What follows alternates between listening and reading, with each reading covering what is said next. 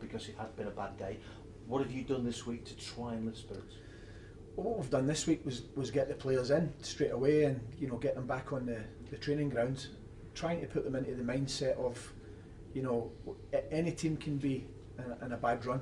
It doesn't make you bad players overnight. If you can go to Old Trafford or Anfield or Goodison and dig out results, it doesn't mean to say because you've had a few bad results that you automatically become a bad team. So I think we've got to get back to thinking,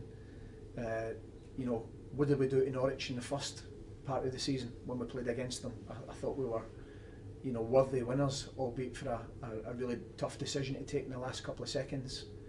And we need to get back on that. What we do well, we get it up to the front. We can pass it very quickly. We can get it into the wide areas very quickly.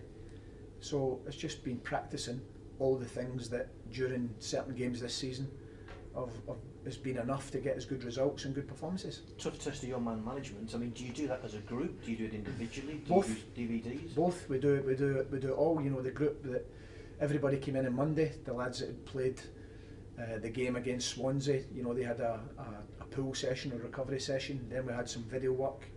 Then we had everybody together on a Tuesday.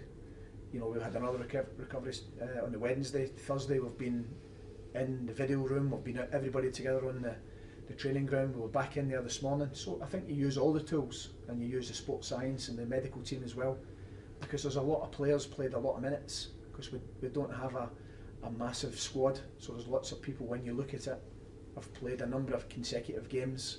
So we've obviously got to be careful as well for the fatigue element. Fair to say your situation has not been helped by Wigan midweek, as that result took everybody by surprise. Yeah, I take my hat off to Wigan. They've put together a fantastic run and probably should have had even more points.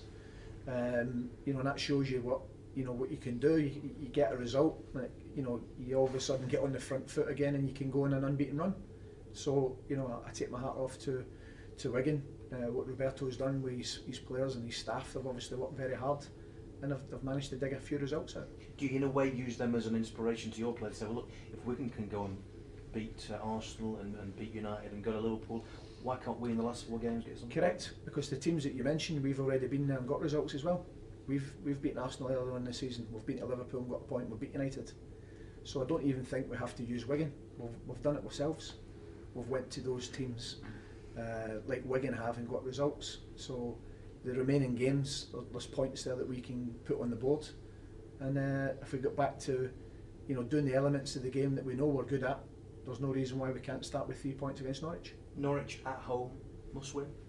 Yeah, it's not only this one that I think it's a must win. I think there's games now that we're running out of games. There's been times this season where, for different reasons, points have slipped through our fingers.